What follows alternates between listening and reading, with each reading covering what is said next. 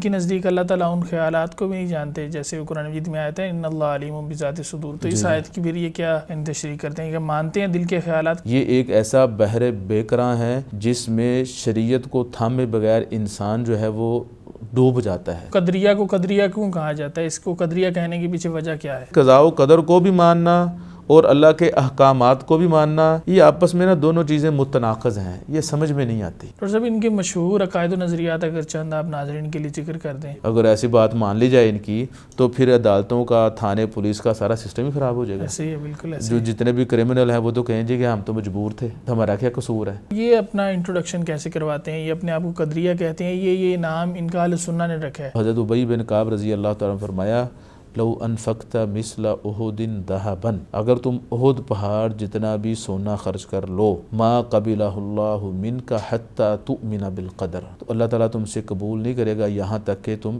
تقدیر پر ایمان لاؤ۔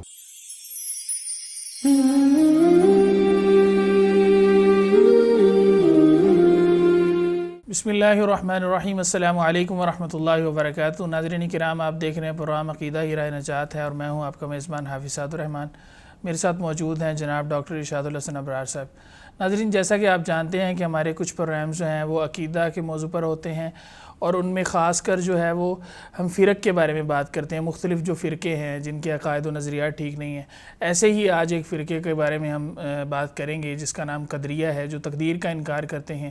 تو ڈاکٹر صاحب کی طرف چلتے ہیں اور ڈاکٹر صاحب سے پوچھتے ہیں کہ یہ فرقہ کیا ہے اور کیسے وجود میں آیا۔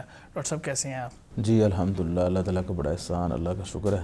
آپ سنائیں۔ الحمدللہ ڈاکٹر صاحب آپ کا بہت شکریہ، آپ نے ایک دفعہ پھر ہمارے لیے وقت نکالا۔ ڈاکٹر صاحب سب سے پہلے یہ بتائیے گا کہ لفظ قدر جو ہے اس کا کیا مطلب ہے اور قدریہ کا کیا مطلب ہے، اس کی یعنی لغوی اور اصطلاحی تعریف کیا ہے؟ دیکھیں، یہ جو لفظ قدر ہے یا تقدیر ہے جی، یا قدر و منزلت ہے، یہ ملتے جلتے الفاظ ہیں۔ تو جس کا مطلب ہوتا ہے قوت، قدرت، طاقت، تو اسی سے لفظ ہے تقدیر، جو اللہ تعالیٰ نے اپنے سابقہ علم کے مطابق تمام مخلوقات کی تقدیر زمین و آسمان کو پیدا کرنے سے بھی پہلے لکھ دی تھی۔ اس طرح جو لفظ قدر ہے وہ قدر و منزلت سے ہے، جس طرح اللہ تعالیٰ قرآن مجید میں فرماتے ہیں انا انزلناہ فی لیلۃ القدر، لیلۃ القدر، قدر و منزلت والی رات، بہت بڑے مقام والی رات، یا وہ رات جس رات تقدیر کے فیصلے ہوتے ہیں، ٹھیک ہے نا، تو اسی سے لیلۃ القدر ہے۔ تو یہ لغوی اعتبار سے اس کا مطلب ہے۔ اصطلاحی اعتبار سے اس سے مراد وہ فرقہ ہے جو اللہ تعالیٰ کے سابقہ علم اور اللہ تعالیٰ کی کتابت کا منکر ہیں، یعنی کہ وہ کہتے ہیں کہ جب کوئی چیز وقوع پذیر ہو جاتی ہے تب اللہ کو علم ہوتا ہے، کسی چیز کے واقع ہونے سے پہلے اللہ تعالیٰ کو اس کا علم نہیں ہوتا۔ جب اللہ تعالیٰ کو علم نہیں ہوتا اس کا مطلب ہے اللہ تعالیٰ نے وہ چیز لکھی بھی نہیں، حالانکہ حقیقت یہ ہے کہ اللہ تعالیٰ نے ہر چیز کو لوح محفوظ میں لکھ رکھا ہے، اور جو کچھ بھی ہوتا ہے وہ اللہ تعالیٰ کے علم میں موجود ہے۔ جو ہوا ہے، جو ہو رہا ہے یا آئندہ ہوگا، جو نہیں ہونا، اگر ہونا ہوتا تو کیسے ہونا تھا وہ بھی اللہ تعالیٰ کو علم ہے۔ بہرحال ان لوگوں کا یہ نظریہ، جیسے کہ امام مالک رحمہ اللہ فرماتے ہیں، یہ لوگ کہتے ہیں ان اللہ لا يعلم الشیء قبل کونہ، کسی چیز کے وجود میں آنے سے پہلے اللہ تعالیٰ اس کو نہیں جانتا، نعوذ باللہ۔ یعنی انسانوں کی طرح، جیسے یہ انسانوں کی طرح ہے، یہ کہتے ہیں۔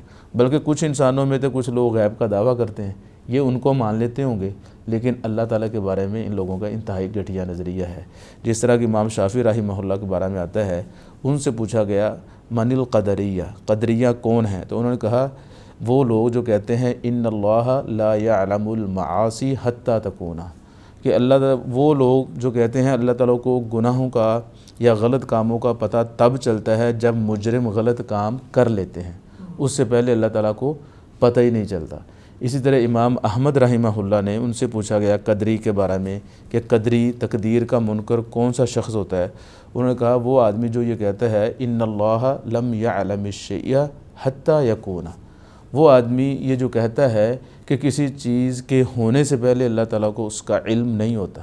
ساتھ ہی امام احمد رحمہ اللہ نے فرمایا وہذا کافر، اور ایسا عقیدہ رکھنا والا شخص کافر ہے۔ تو یہاں پر یہ بات ہمیں سمجھنی چاہیے کہ جو قدریہ صحابہ کرام کے زمانے میں تھے، جی صحابہ کرام کے آخری زمانہ میں، وہ تقدیر کے جو 4 مراتب ہیں ان میں سے جو پہلے 2 مرتبے ہیں اللہ تعالیٰ کے علم اور اللہ تعالیٰ کی کتابت، اس کے منکر تھے۔ ان کو قدریہ الغلا، غالی قسم کے قدریہ بھی کہا جاتا ہے۔ بعد میں آنے والے جو قدریہ ہیں وہ جو ہیں وہ اللہ تعالیٰ کے علم اور کتابت کو تو مانتے ہیں، لیکن اللہ تعالیٰ کی مشیت اور اللہ تعالیٰ کے صفت تخلیق، خلق کے پوری کائنات کو اللہ تعالیٰ نے پیدا کیا، انسانوں کو اور ان کے افعال کا بھی خالق اللہ ہے، اس کو نہیں مانتے۔ تو یہ فرق ہے قدریہ الغلا اور قدریہ المتوسطہ، عام قدریہ جو ہیں۔ یہ بہرحال فرق جو ہے اہل علم نے کیا ہے، اس کو ذہن میں رکھنا چاہیے۔ جو سابقہ لوگ تھے قدریہ کے پہلے فرقے والے لوگ، وہ اللہ تعالیٰ کے پہلے 2 جو تقدیر کے مراتب ہیں ان میں سے 2 کے منکر تھے۔ بعد والے جو قدریہ ہیں یا جو جمہور قدریہ ہیں یا جو آج کل کے قدریہ لوگ ہیں، وہ تقدیر کے جو 4 مراتب ہیں ان میں سے پہلے 2 کو تو مانتے ہیں، آخری 2 کو نہیں مانتے۔ صحیح۔ تو جو انسان کے دل میں خیالات آتے ہیں تو ان کی نزدیک اللہ تعالیٰ ان خیالات کو بھی نہیں جانتے، جیسے قرآن مجید میں آیت ہے ان اللہ علیم بذات صدور، تو اس آیت کی پھر یہ کیا یعنی تشریح کرتے ہیں کہ مانتے ہیں دل کے خیالات کو، یہ نہیں مانتے؟ نہیں مانتے۔ ان کا نظریہ یہی ہے کہ جب تک جو پہلے والے تھے، اب والے نہیں، اچھا، جو قدریہ الغلا تھے، غالی قسم کے تھے، وہ اللہ کے علم کے منکر تھے، صحیح، اللہ کے علم کا بھی منکر تھے، اور اللہ تعالیٰ نے ہر چیز کو لکھ رکھا ہے اس چیز کے بھی منکر تھے۔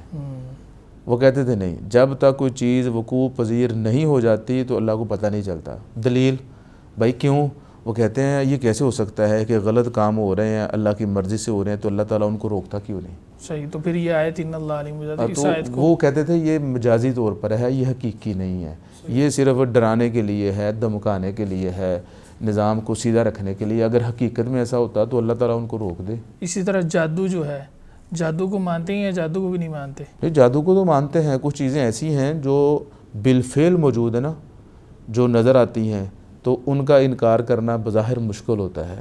اور تو جادوگر جو ہے اس کو بھی تو یعنی کہ کچھ باتوں کا علم ہوتا ہے، یعنی ہونے سے پہلے پتہ چل جاتا ہے نا جادوگر کو، تو پھر اس کو مانتے ہیں؟ وہ ان کا کہنا کہ پتہ چل جاتا، جادوگر کو حقیقت میں پتہ نہیں چلتا، وہ تو تکے ہوتے ہیں، اندازے ہوتے ہیں۔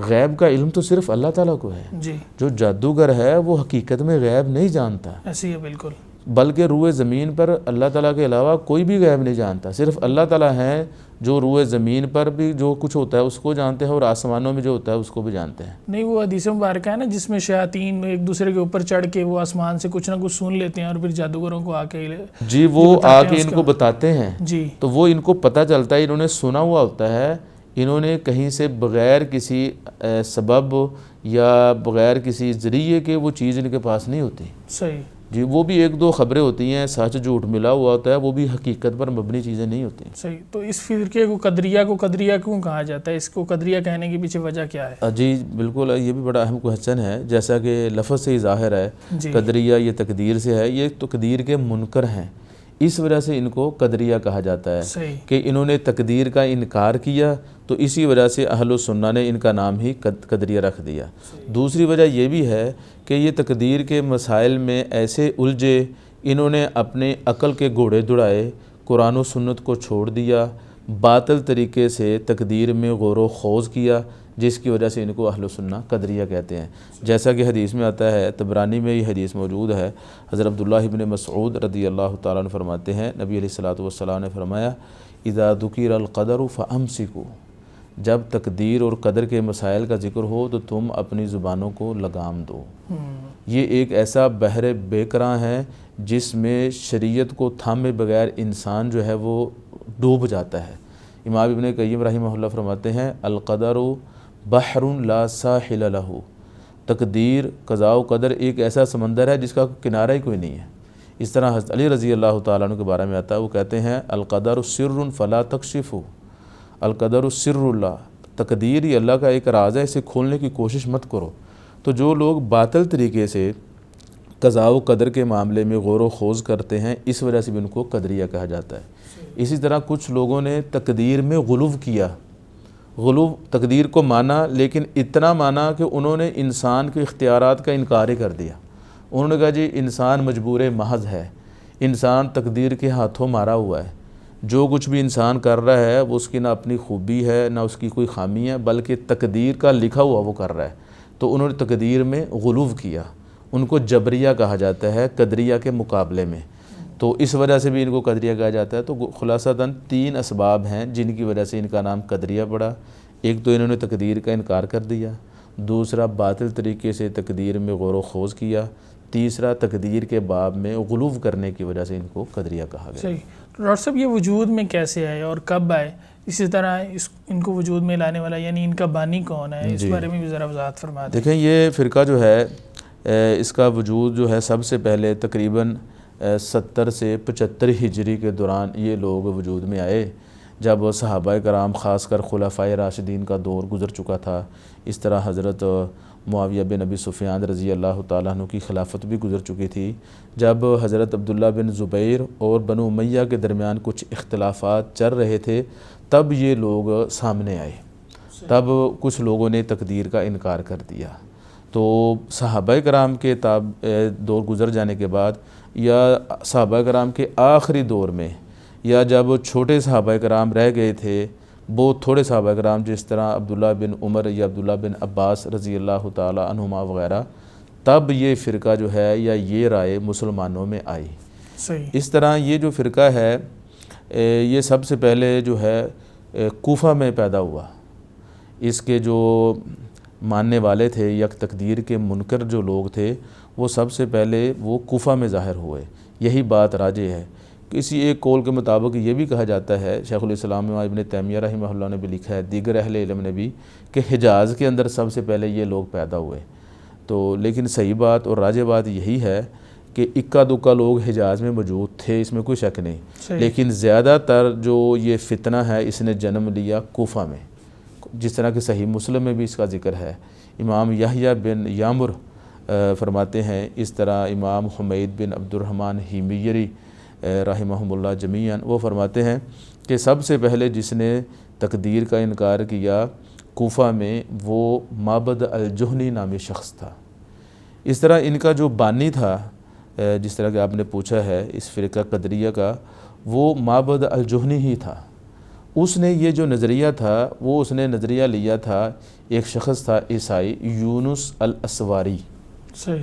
یونس الاسواری یہ عیسائی شخص تھا، اس کے مختلف القاب تھے، اس کو مختلف القابات سے جو ہے پکارا جاتا تھا۔ اس کو سیسویا بھی کہا جاتا تھا، سوسن یا سوسن بھی اس کو کہا جاتا تھا۔ یہ بنیادی طور پر عیسائی تھا۔ اس نے اسلام کا لبادہ اوڑھا، اسلام کا لبادہ اوڑھ کے غلط قسم کے عقائد و نظریات مسلمانوں میں پھیلانے کی کوشش کی۔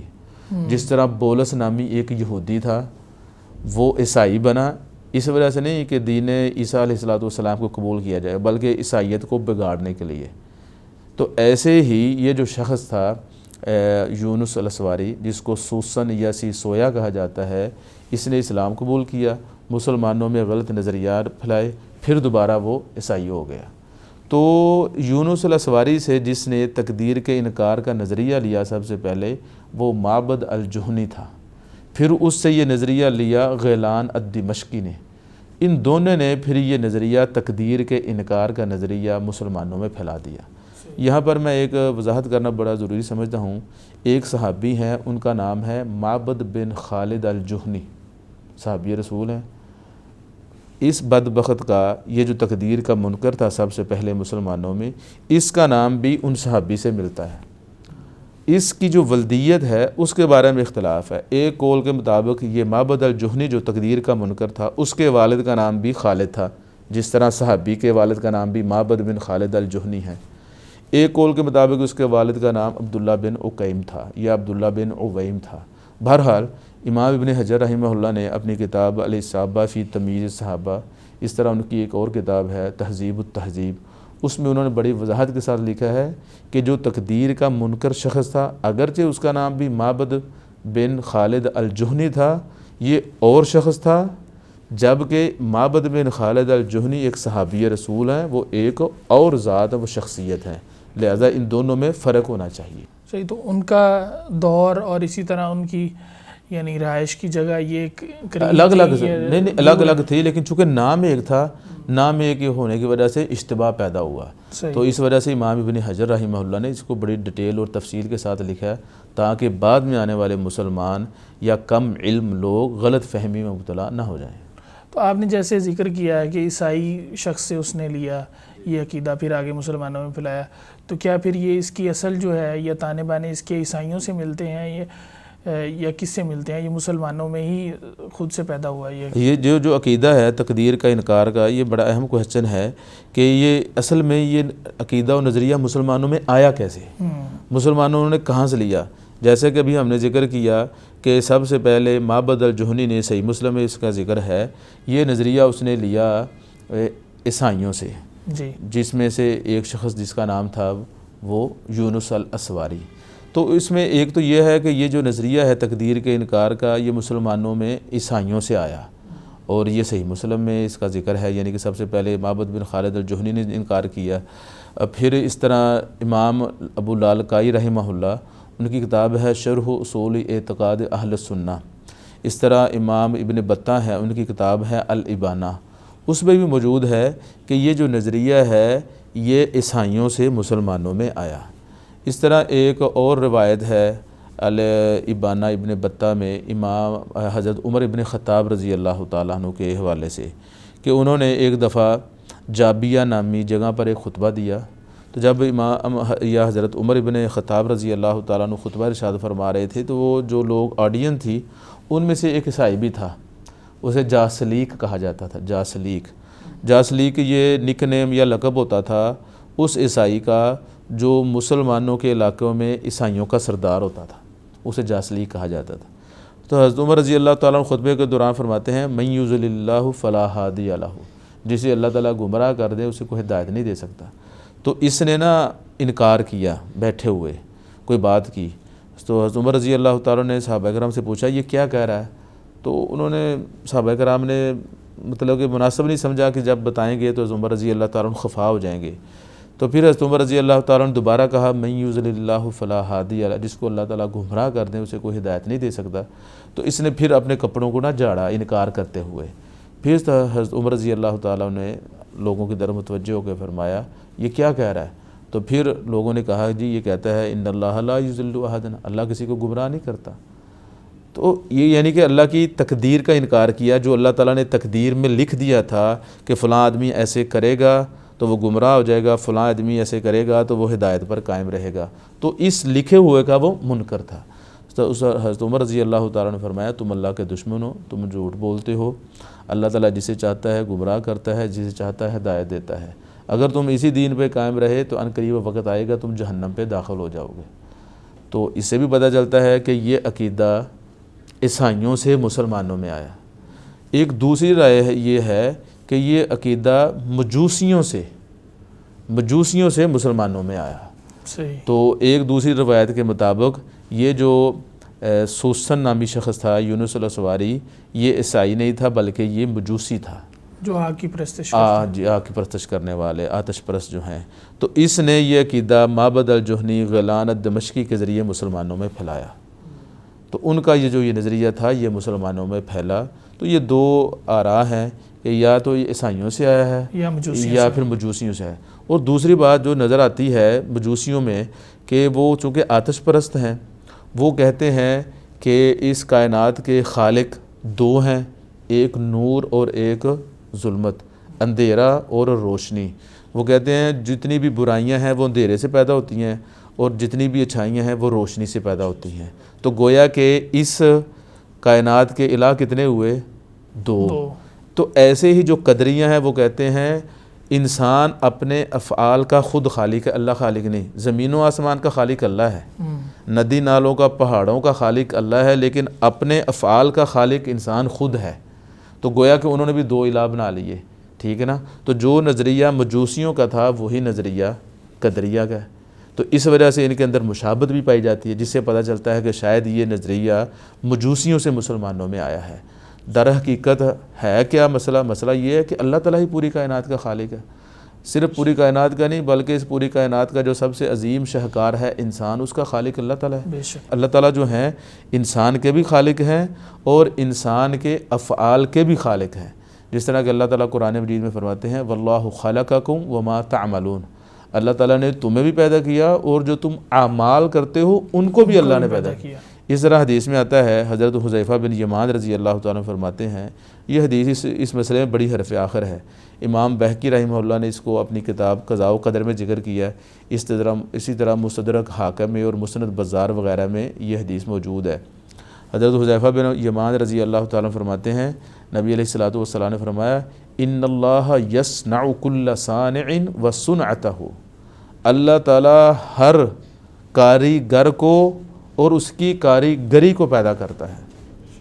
اللہ تعالیٰ کاریگر کو بھی پیدا کرتا ہے اور اس کی کاریگری کو بھی پیدا کرتا ہے۔ تو یہ آرٹسٹ کو بھی اور آرٹ کو بھی، ہاں جی، آرٹسٹ کو بھی اور آرٹ کو بھی، یہ اللہ نے ہی پیدا کیا ہے۔ تو بہرحال خلاصہ یہی ہے، دو آراء ہیں۔ ایک رائے کے مطابق یہ تقدیر کے انکار والا جو نظریہ ہے مسلمانوں میں، یہ عیسائیوں سے آیا، دوسرا نظریہ یہ ہے کہ یہ مجوسیوں سے آیا، دونوں ہی اپنی جگہ پر درست ہیں۔ تو ڈاکٹر صاحب اس کے آگے بھی پھر مزید کوئی فرقے بنے یا ایک ہی فرقہ ہے یہ قدریہ جو ہے؟ جی، یہ اس کے بارے میں اہل علم کی مختلف آراء ہیں۔ امام عبداللہ بن مبارک نے ان کے تقریباً 16 فرقے ذکر کیے ہیں، تو انہوں نے کہا قدریہ کے 16 فرقے ہیں، لیکن انہوں نے ان کے نام ذکر نہیں کیے۔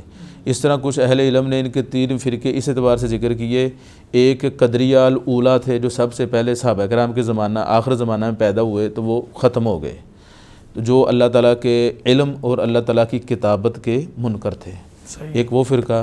دوسرا فرقہ قدریہ متوسطہ، وہ جس طرح معتزلہ ہیں، معتزلہ فرقہ جو ہے وہ کہتے ہیں اللہ تعالیٰ کے علم کو بھی مانتے ہیں، اللہ کی کتابت کو مانتے ہیں، لیکن اللہ تعالیٰ کی جو مشیت و ارادہ ہے اور اللہ تعالیٰ کی صفت خلق تخلیق اس کو نہیں مانتے۔ تو ایک یہ فرقہ ہے، اور تیسرا فرقہ ہے جو تقدیر کے باب میں غلو کرتے ہیں، تقدیر کا مس یوز کرتے ہیں، تقدیر کو مانتے تو ہیں لیکن قرآن و سنت کے مطابق نہیں مانتے۔ اتنا مانتے ہیں، کہتے ہیں جی انسان تقدیر کے ہاتھوں مجبور ہے، یعنی کہ وہ انسان کا اختیار انہوں نے ختم ہی کر دیا۔ تو یہ 3 فرقے ہیں۔ اس طرح شیخ الاسلام امام ابن تیمیہ رحمہ اللہ نے بھی ان کے 3 فرقے ذکر کیے ہیں قدریہ کے، ایک مجوسیہ، دوسرا مشرکیہ اور تیسرا ابلیسیہ۔ صحیح۔ مجوسیہ وہ فرقہ ہے جنہوں نے تقدیر کا انکار کیا، ٹھیک ہے، تو صرف اللہ کے اوامر اور نواہی کو مانا۔ اس کے مقابلے میں فرقہ ہے مشرکیہ، جو اللہ تعالیٰ کی مثال کے طور پر اوامر و نواہی کو تو منکر ہیں لیکن قضاء و قدر کو مانتے ہیں، پہلے کے بالکل الٹ، مجوسیہ کے الٹ۔ مجوسیہ جو تھے وہ قضاء و قدر کے منکر تھے، اوامر و نواہی کو مانتے تھے۔ مشرکیہ جو ہیں یہ اوامر و نواہی کو تو مانتے ہیں لیکن قضاء و قدر کے منکر ہیں۔ یہ کہتے ہیں جس طرح کہ اللہ تعالیٰ قرآن مجید میں فرماتے ہیں سَيَقُولُ الَّذِينَ أَشْرَكُوا لَوْ شَاءَ اللَّهُ مَا أَشْرَكْنَا وَلَا آبَاؤُنَا وَلَا حَرَّمْنَا مِنْ شَيْءٍ كَذَلِكَ كَذَّبَ الَّذِينَ مِنْ قَبْلِهِمْ حَتَّى ذَاقُوا بَأْسَنَا۔ مشرک لوگ جو تھے یہ قضاء و قدر کو نہیں مانتے تھے، اس اعتبار سے نہیں مانتے تھے جس طرح قرآن و سنت میں موجود ہے، وگرنہ اپنے حساب سے وہ مانتے تھے غلط۔ وہ کہتے تھے اگر اللہ چاہتا لَوْ شَاءَ اللَّهُ مَا أَشْرَكْنَا، اگر اللہ تعالیٰ چاہتا تو ہم شرک نہ کرتے، اگر اللہ چاہتا تو ہم چوری نہ کرتے، اگر اللہ چاہتا تو ہم گناہ نہ کرتے۔ ہمارا شرک کرنا، ہمارا چوری کرنا، ہمارا غلط کام کرنا اس بات پہ دلالت کرتا ہے کہ اللہ تعالیٰ چاہتا ہے۔ تو گویا کہ کہتے تھے ہم تقدیر کے ہاتھوں مجبور ہیں۔ یہ مجوسیہ کے بالکل الٹ، وہ تقدیر کے منکر تھے، یہ تقدیر کو مانتے تھے لیکن غلط طریقے سے۔ صحیح۔ تیسرا فرقہ جو تھا وہ ہے ابلیسیہ، جی، وہ جو ہیں وہ دونوں کو مانتے ہیں، قضاء و قدر کو بھی مانتے ہیں لیکن اور ساتھ اوامر و نواہی کو بھی مانتے ہیں، اللہ کے احکامات کو۔ جی، لیکن وہ کہتے تھے قضاء و قدر کو بھی ماننا اور اللہ کے احکامات کو بھی ماننا، یہ آپس میں دونوں چیزیں متناقض ہیں، یہ سمجھ میں نہیں آتی۔ ٹھیک ہے۔ جس طرح شیطان نے کہا تھا اللہ تعالیٰ کی ذات پہ اعتراض کیا تھا، اللہ میں کیوں سجدہ کروں آدم کو، مجھے تو نے آگ سے پیدا کیا ہے، آدم کو تو نے مٹی سے پیدا کیا، میں آدم سے افضل ہوں، میں کیوں سجدہ کروں۔ تو یہ تیسرا فرقہ جو ہے ابلیسیہ ہے۔ یہ 3 فرقے اہل علم نے قدریہ کے ذکر کیے ہیں۔ صحیح۔ ڈاکٹر صاحب ان کے مشہور عقائد و نظریات اگر چند آپ ناظرین کے لیے ذکر کر دیں تاکہ ان کو پہچاننا جو ہے وہ آسان ہو سکے۔ جی، ان کے اس کا ضمن جواب تو آ چکا ہے، وہی نظریہ ہے کہ سب سے پہلا اور آخری ان کا جو نظریہ ہے یہ تقدیر کو نہیں مانتے۔ ٹھیک ہے نا۔ تقدیر کے 4 مرتبے ہیں، اللہ تعالیٰ کے علم کو ماننا، اللہ تعالیٰ کی کتابت کو ماننا، اللہ تعالیٰ کے ارادے اور مشیت کو ماننا، اللہ تعالیٰ کی تخلیق کو ماننا، یہ چاروں چیزوں پر ایمان لانا، تقدیر پر ایمان لانا ہے۔ یہ جو پہلا ان کا نظریہ تھا، جو پہلے ان کے قدریہ فرقے تھے، شروع والے لوگ جو تھے، وہ اللہ تعالیٰ کے چاروں تقدیر کے جو مراتب ہیں چاروں کے منکر تھے، لہٰذا اس اعتبار سے وہ دائرہ اسلام سے خارج لوگ ہیں، وہ منکر تھے۔ جو ان کا دوسرا نظریہ یا مشہور عقیدہ ہے وہ یہی ہے کہ جس طرح معتزلہ کا ہے یا کچھ اور لوگ ہیں، وہ اللہ تعالیٰ کی صفت ارادہ مشیت کو تو مانتے ہیں، اللہ تعالیٰ کی صفت خلق کو تو مانتے ہیں، لیکن اللہ تعالیٰ کے علم اور کتابت کو نہیں مانتے تھے۔ صحیح۔ اس طرح جو تیسرا ان کا نظریہ ہے وہ ہے جبر۔ قدریہ میں سے ایک فرقہ ہے جبریہ، جو کہتا ہے انسان مجبور ہے، انسان کا اختیار ہی کوئی نہیں، انسان بے بس ہے۔ جس طرح انسان پیدا ہوا ہے، فوت ہوتا ہے، اپنی مرضی سے نہ پیدا ہوتا ہے نہ اپنی مرضی سے فوت ہوتا ہے، تو وہ کہتے ہیں جس طرح پیدا ہونے میں، فوت ہونے میں انسان مجبور ہے نا، ایسے پوری زندگی میں انسان مجبور ہے۔ حالانکہ یہ بات غلط ہے۔ اگر ایسی بات مان لی جائے ان کی، تو پھر عدالتوں کا، تھانے، پولیس کا سارا سسٹم ہی خراب ہو جائے گا۔ ایسے ہی بالکل ایسے جو جتنے بھی کرمنل ہیں وہ تو کہیں جی کہ ہم تو مجبور تھے، تو مجبور تھے، تو ہمارا کیا قصور ہے؟ تو وہ جب یہ بات کر رہے ہوتے ہیں، پھر اگر کوئی آدمی ان کی بات کو ٹوک دے یا ان کے ساتھ بدتمیزی کرے، یہ کہیں گے جی آپ کیا کر رہے ہیں ہمارے ساتھ۔ پھر وہ دوسرا آدمی اگر ان کو ہاتھ دست درازی کرے، ان کو مارے، تو پھر یہ اس کو کہیں گے آپ تو غلط کر رہے ہیں، آپ مجھے مار رہے ہیں، تو پھر وہ کہے گا میں تو مجبور ہوں۔ ایسے ہی ہے۔ ڈاکٹر صاحب، ڈاکٹر کے پاس دوائی لینے نہیں جا نہیں سکتے، چاہتا ہے وہ تو، میں تو مجبور ہوں۔ ہاں جی، تو پھر جو آدمی غلط کر رہا ہے، آپ کا حق مار رہا ہے، وہ تو مجبور ہے بیچارہ، ایسے ہی۔ پھر تو اس کو جو ہے رعایت دینی چاہیے، چھوڑ دینا چاہیے۔ جو بھی آپ پہ ظلم کرے اس کو رعایت تو نہیں تو چاہیے۔ وہ تو ظالم تو یہی کہتا ہے میں مجبور ہوں۔ تو اس لیے ان کا جو نظریہ ہے انتہائی کھوکھلا ہے۔ تو یہ ان کے مشہور 3 نظریات ہیں۔ صحیح۔ ڈاکٹر صاحب آخر میں یہ پوچھنا چاہوں گا کہ ان کا حکم کیا ہے؟ ان کو مسلمان سمجھا جائے یا کافر؟ قرآن و سنت کی جی روشنی میں دیکھیں، کیا جیسا پتہ کہ چلتا ہے؟ میں نے شروع میں ہم نے امام مالک رحمہ اللہ، امام شافعی رحمہ اللہ، اس طرح امام احمد رحمہ اللہ کے اقوال پیش کیے، ان سے تو پتہ چلتا ہے کہ یہ لوگ کافر ہیں۔ بلکہ اگر ہم قرآن مجید کو کھولیں، اللہ تعالیٰ کہتے ہیں انا کل شیء خلقناہ بقدر، ہم نے ہر چیز کو تقدیر کے مطابق پیدا کیا۔ حدیث جبریل جو ہے وہ بڑی مشہور ہے، جس میں جبریل امین نے آ کے نبی علیہ الصلوۃ والسلام سے ایمان کے بارے میں پوچھا، مل ایمان، ایمان کیا ہے؟ تو نبی علیہ الصلوۃ والسلام نے فرمایا ان تؤمن باللہ و ملائکتہ و کتبہ و رسلہ والیوم الآخر۔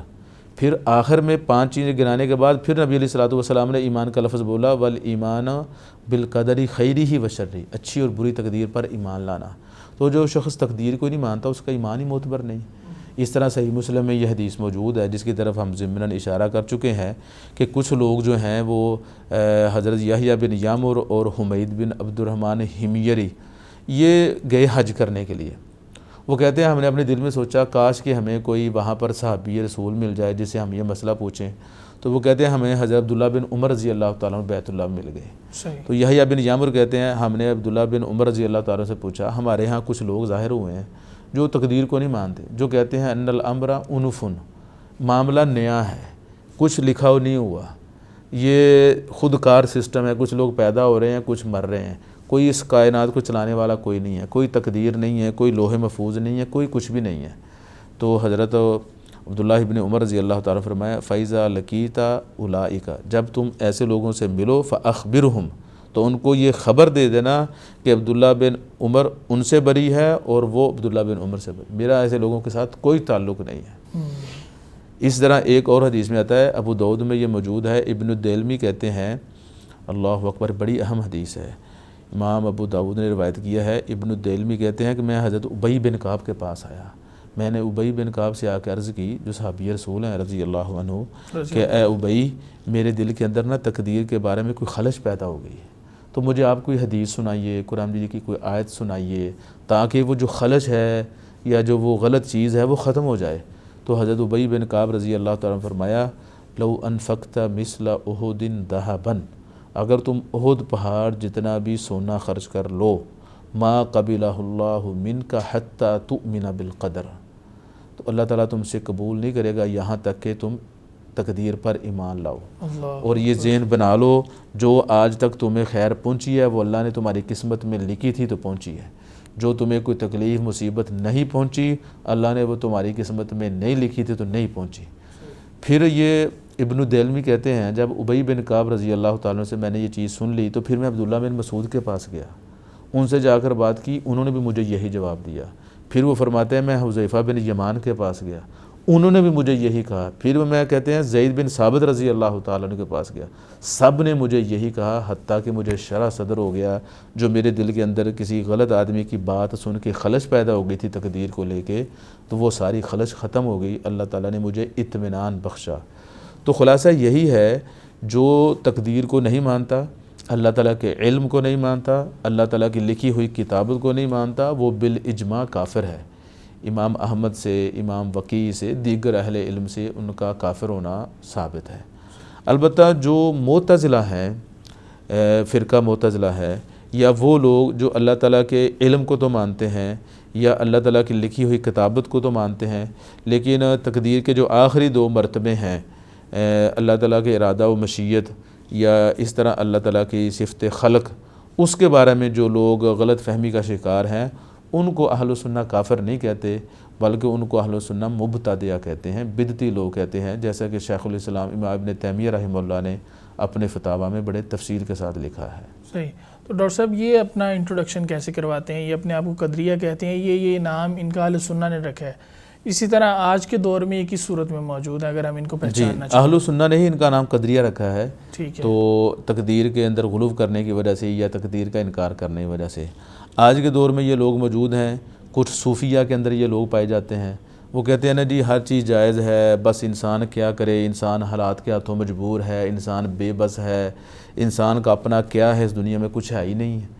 تو اس طرح معتزلہ یا کچھ لوگ عرب معاشرے میں عقلانیہ اپنے آپ کو کہتے ہیں، تو وہ ان لوگوں کے اندر یہ نظریہ موجود ہے۔ اس طرح جو دہریہ، جو بے دین ہیں، ملحد قسم کے لوگ، ایسے نام نہاد مسلمان جو نماز روزے سے دور ہیں، جن کو غسل کا نہیں پتہ، اخلاقیات کا نہیں پتہ، جو بیوی بچوں کے حقوق ادا نہیں کرتے، تو وہ کہتے ہیں جی دل کی نمازیں ہیں، جو ڈارون تھیوری جو ہے ہاں جی، اس طرح کے جو لوگ ہیں نا، وہ بے دین ملحد ایتھیسٹ قسم کے لوگ، وہ لوگ جو ہیں وہ آج بھی موجود ہیں، جو اس نظریے کو اپنائے ہوئے ہیں اور اس کی بڑی وہ تشریح کرتے ہیں۔ ڈاکٹر صاحب آپ کا بہت شکریہ، آپ نے بڑے جو ہے وہ واضح انداز میں اس پورے فرقے کے بارے میں وضاحت کی، اور امید کرتے ہیں انشاءاللہ اس سلسلہ جی انشاءاللہ ضرور، اللہ کے فضل سے انشاءاللہ۔ تو ناظرین کرام، آپ نے دیکھا کہ ہم نے فرقہ جو قدریہ ہے اس کے بارے میں بات کی کہ کیسے یہ تقدیر کا انکار کرتے ہیں، اور تقدیر جو ہے وہ ہمارے ایمان کا جو ہے وہ لازمی جز ہے، اس پر ایمان لانا ضروری ہے، اگر کوئی اس کو نہیں مانتا تو اس کا ایمان جو ہے وہ نامکمل ہے، ناقص ہے۔